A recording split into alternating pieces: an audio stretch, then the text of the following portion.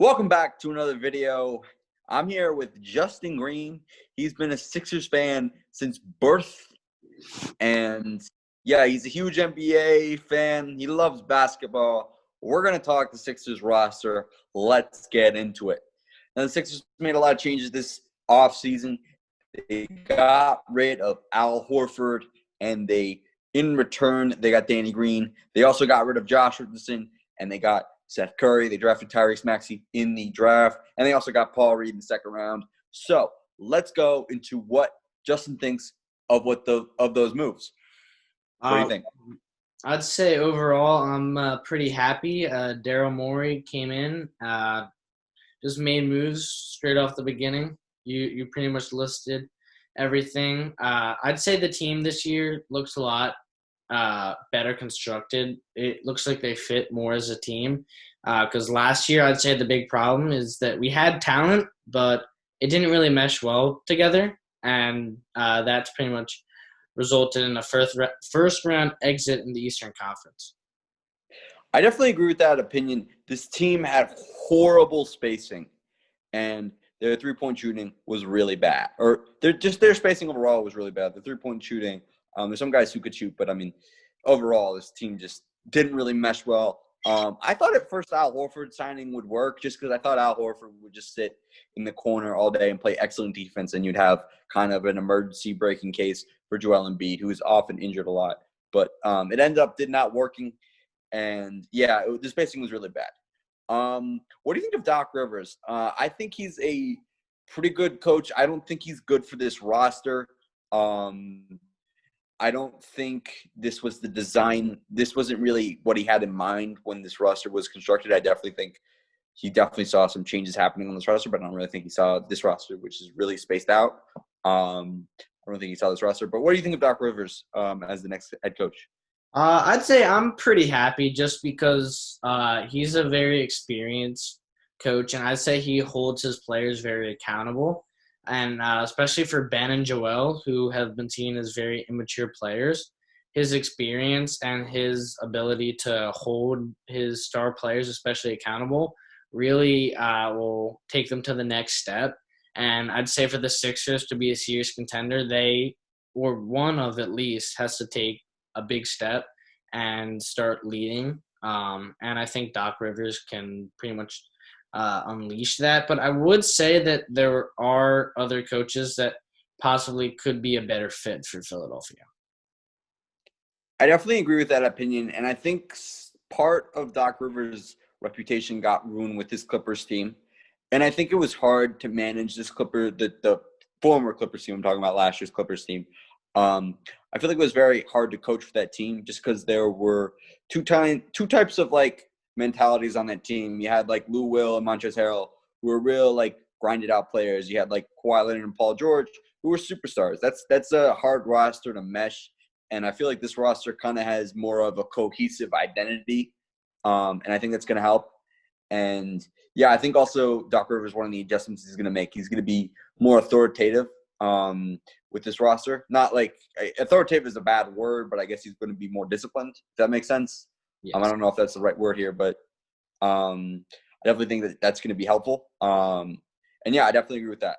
What do you think this starting lineup is going to look like? Because I'm memorized. I don't really know. This starting lineup could go multiple ways. Yeah, I think as of now, there's a decent amount of ambiguity about the starting lineup. I think definitely you're going to have Ben, Tobias, and Joel in there. And I'd say 2 out of the 3 of Matisse, Danny Green, or Seth Curry. I'd say it's going to be Seth and Danny Green as of right now. What I saw that was pretty funny, I think on First Take they said Dwight Howard was going to be the starting 4. Uh, and they added all this spacing, and I just find it hilarious how they put Danny Green as the starting 4, or Dwight Howard. My bad. Yeah, I definitely agree with that. Maybe you put Thibault at the 3 in place of Seth Curry or Danny Green. But I mean, this roster, I mean, the starting lineup could go multiple 2-to-8s. What do you think the bench is going to look like? Just who gets major minutes on that bench? If you had to give like a staff rotation, is that like clear? Does that make sense? Yeah, I'd say definitely the remaining 1/3 of Seth Curry, Danny Green, and Matisse Thybulle is probably going to be the is definitely going to dominate the bench. Shake Milton, who I'd say is probably the primary shot creator off the bench, and I think he still needs to take some strides to help lead that bench unit. Tyrese Maxey will be fighting for some minutes. He's a solid defender and a shot creator. And I think, obviously, I think Dwight Howard is going to be the backup center. And I think our problem is backup forwards because we have Furkan and Mike Scott. But I'd say they both aren't great players to really be on the bench unit for a contending team. I think Furkan definitely took some strides last year, and we'll see what he does this offseason. And Mike Scott, I would say, is on the decline. He definitely could shoot the ball. Is pretty streaky. I don't know really how his defense is nowadays. And I think Morey might be looking to make another move to find someone to fill that role. Yeah, I definitely agree with that. If the audio cut out on your end, if you're watching this video right now, basically the Sixers need a backup starting four, or backup four, which was what he was trying to say, and he's also trying to make the argument you don't know who that ninth guy is. Maybe it's Korkmaz, maybe it's Scott, maybe it's Reed, or probably not Reed, but maybe it's Scott or Korkmaz, and you do need another ninth guy. Maybe they do trade for a ninth guy. That's basically what he was trying to say. But yeah, I definitely agree with that. And where do you think this team ends up in the playoffs and the regular season? I'd say anywhere between making the second round to the finals. I don't know if they're gonna be able to top the team in the West, but I think they have all the tools to get out of the East. Yeah, I definitely agree with that. I think the floor for them is the second round.